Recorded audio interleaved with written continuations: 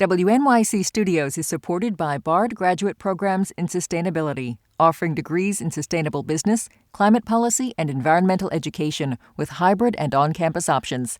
Apply by May 1st for fall enrollment at gps.bard.edu. It can make a singer go silent and keep a boy from growing tall. Stress. On Radiolab. Listen wherever you get podcasts.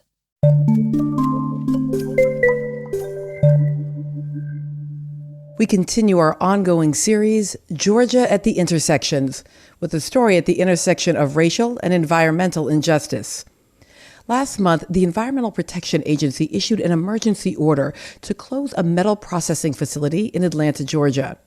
According to the EPA, the facility has generated lead and other pollutants that pose a, quote, imminent and substantial danger to the public and the environment. Like many environmental threats, this waste site is located in a predominantly Black community. Now, decades of research show that communities of color, especially those in the South, are targeted by polluting industries for the placement of hazardous waste sites. It's a practice Professor Robert Bullard describes as dumping in Dixie. Christina Fuller is an associate professor at Georgia State University School of Public Health. Christina, it's good to have you here. Thank you for the invitation. And also with us is Drew Can, an enterprise reporter at the Atlanta Journal-Constitution covering climate and environmental issues. Drew, it's great to have you here. Good to be with you. So, Drew, I want to start with you. A recent analysis by Atlanta Journal-Constitution found neighborhoods surrounding the state's 18 Superfund sites are much more likely to be Black communities. So let's start. What is a Superfund site? The Superfund program is actually the informal name for an act of Congress that was established in 1980, and it's called the Comprehensive Environmental Response, Compensation, and Liability Act. But sites with the Superfund label are among the most toxic in the country.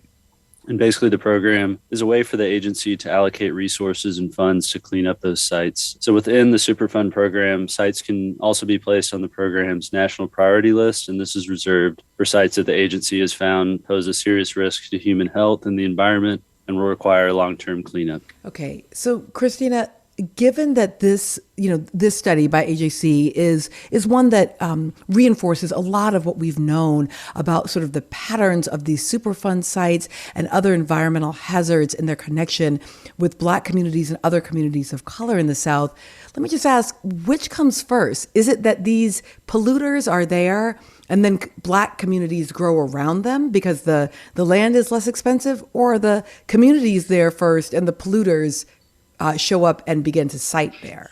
So it can actually be both because of systemic and historical discrimination with practices such as redlining. Areas where Black populations were located were sanctioned to be for undevelopment and for purposes that were polluting for many ways. Also, highways have historically been put in Black communities and other communities of color.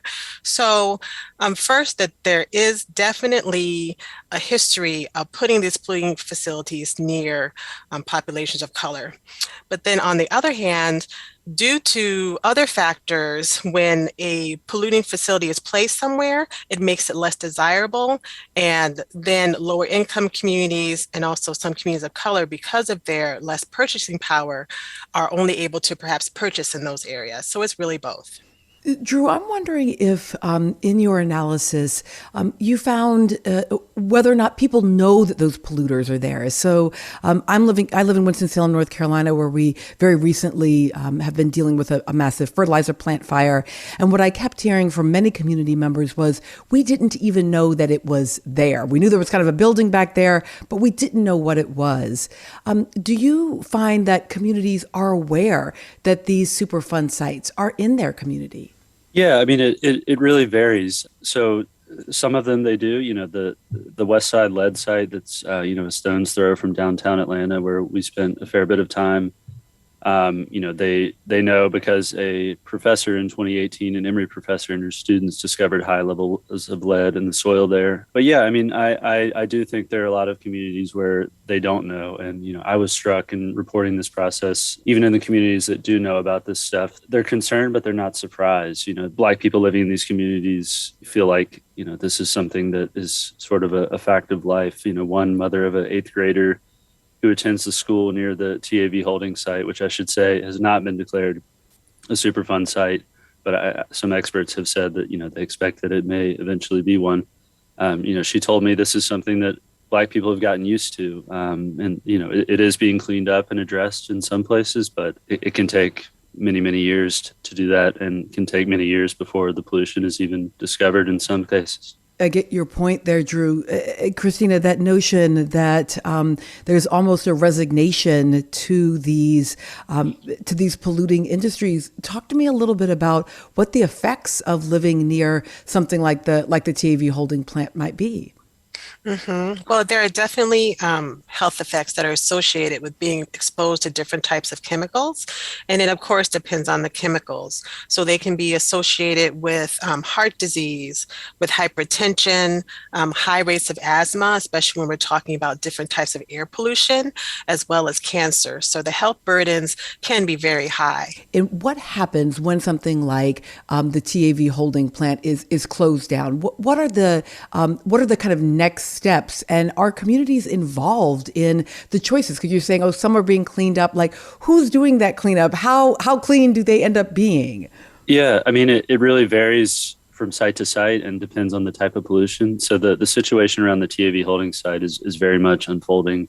The site itself is a scrap metal processing facility, which basically breaks down auto scraps and electronic scraps into their various metal constituents. It's a pretty dirty form of recycling. But it's located in South Atlanta, a short distance from Hartsfield-Jackson Airport. What the EPA is doing right now is basically trying to determine the risk that pollution from this site poses to the surrounding community environment. And they're doing that by testing. The facility is located very close to a middle school, which is very concerning to a lot of experts I've spoken with. So they were doing soil testing at the middle school, in a creek that runs between the facility and the middle school along the backside of it, basically determine, how far these toxins have spread into the surrounding environment.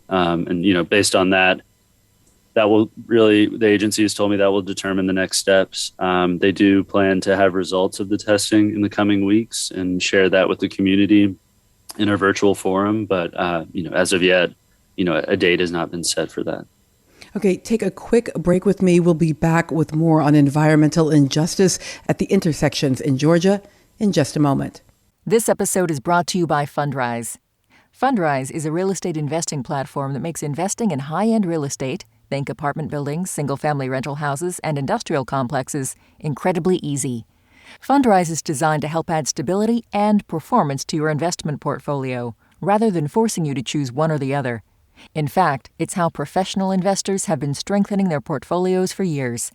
To start, you tell Fundrise your investing goals, whether that's extra income or long-term growth, and Fundrise puts your money into the real estate deals that are right for you. Now you can live anywhere in America and own properties in Austin, Dallas, Orlando, and other hot real estate markets. Join the over 210,000 investors using Fundrise to diversify their portfolios without compromise. You can start investing in less than 5 minutes with as little as $10. Sign up for free today by going to fundrise.com/New Yorker. That's FUNDRISE.com/New Yorker. This week on the New Yorker Radio Hour, an honest conversation about returning to the office. Forced communal lunches, or the strongly suggested communal lunch. Open floor plan. Coming back to work is partially about surveillance and micromanagement, and people of color feel that in a different way. Everybody feels it, but people of color feel it in a different way. That's the New Yorker Radio Hour from WNYC Studios. Listen wherever you get your podcasts. Here's another podcast you may enjoy: This Day in Esoteric Political History, part of the Radiotopia Network from PRX. Look, we are living in what can feel like unprecedented times, which is why a lot of us are turning to history for clues or just a good story. 3 times a week, the This Day crew, that's me, Jody Avirgan, and historians Kelly Jackson and Nicole Hemmer, pick a moment, famous, forgotten, epic, and weird, and talk about what it all means. It's also short, and it's also fun. Listen to This Day in Esoteric Political History wherever you get your podcasts.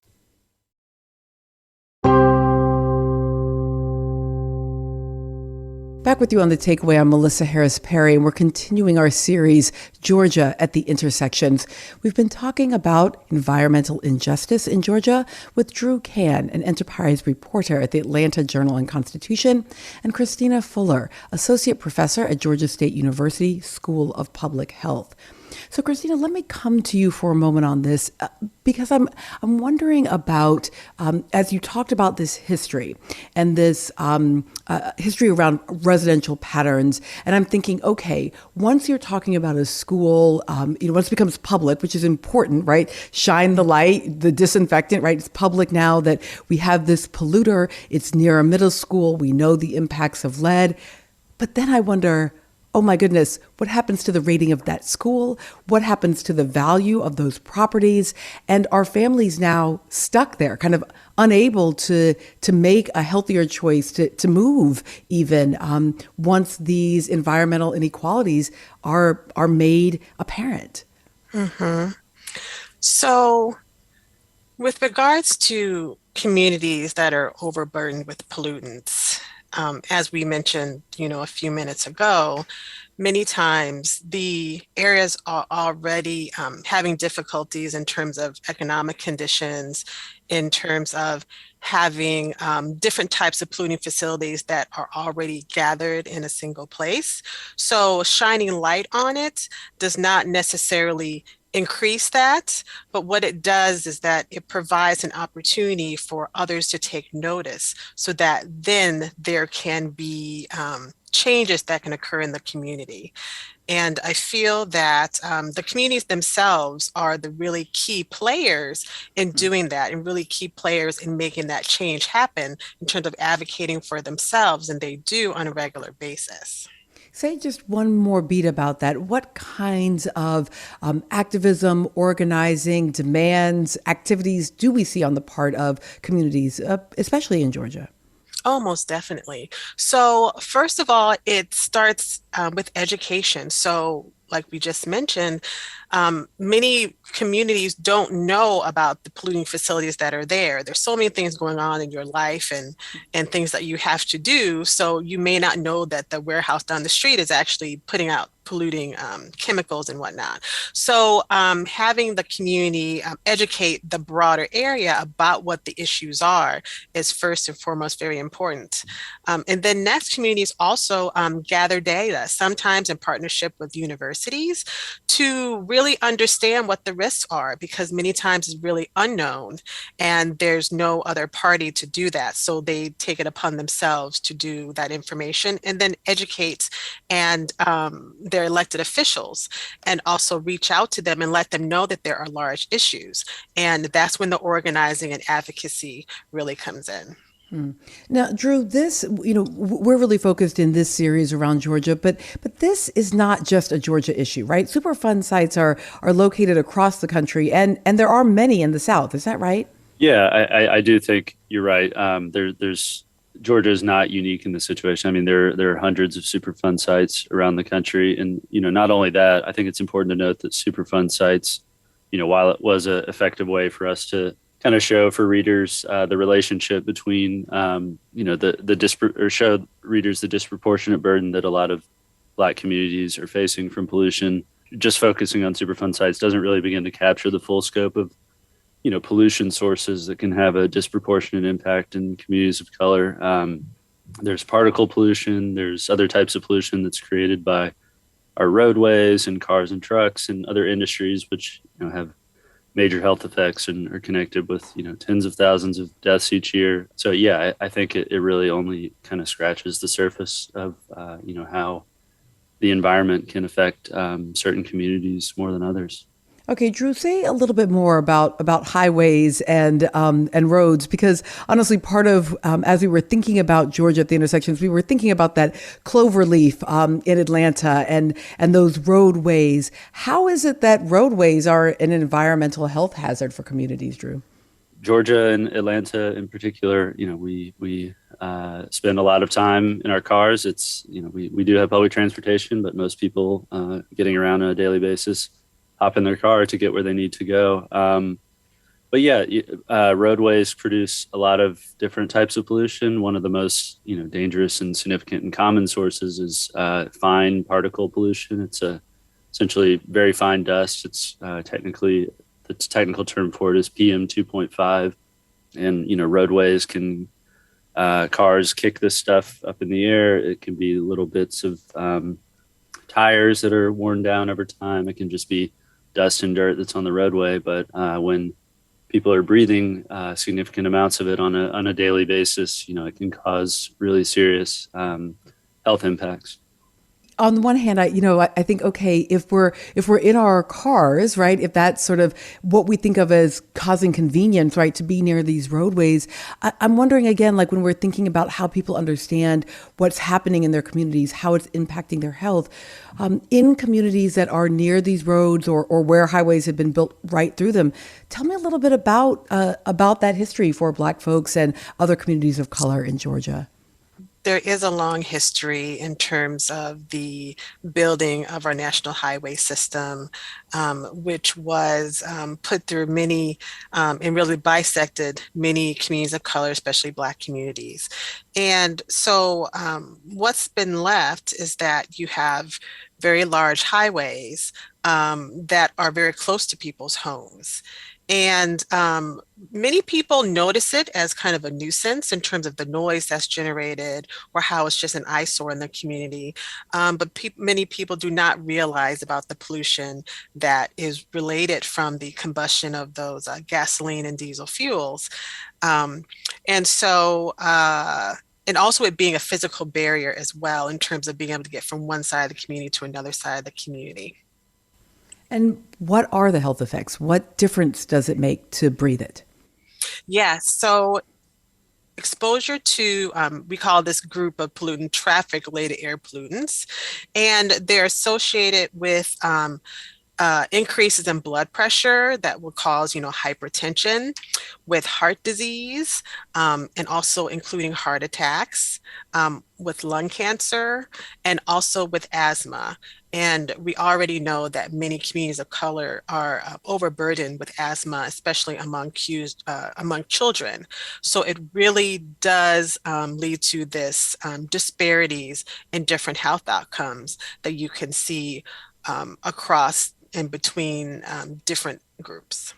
Now, Drew, I want to come to you on one last thing, because when you talk about the TAV site, you said that it is kind of dirty recycling. And I just wanted to follow back up on that, because I wonder about, we think of recycling as good for the environment. We had a conversation on this show a bit ago about electric automobiles, which so many people in seeking to be green are, if they can afford, are looking to go towards electric automobiles. But then we're finding many of much of what's required to create those vehicles is being mined, right? Dug from the ground on indigenous lands. And when I hear you say, oh, this is dirty recycling that is actually putting lead into the ground, right, in a community of color, I think sometimes this intersection between green and Black and brown can feel so tense that somehow the environmental work, or what is supposedly good for the environment, ends up being bad for the very people who live in the environment. Yeah, so I certainly don't want to turn people off of recycling. It's very important to keep our waste out of landfills and such. I think the problem that the EPA, and the reason the EPA cited the facility, was really the way that it was holding and containing the waste that was produced from this process. They essentially had huge mounds of this sediment that was from converting the scrap material into the various metal constituents stored, exposed to the elements, piled in piles on the site. And it was escaping, both through runoff into the creek that is located nearby. It was also the bits of dust were going airborne and being strewn along the roadway. So, I think this is the TAV Holdings site is less a condemnation of recycling and more, just an example of, how not to store this kind of waste because it's dangerous and contains a lot of metal that can be toxic to humans and the environment. Drew Can is an enterprise reporter at the Atlanta Journal-Constitution, covering climate and environmental issues. And Christina Fuller is an associate professor at Georgia State University School of Public Health. Thank you both for joining us today. Thank you. It's been my pleasure. Thanks for having me.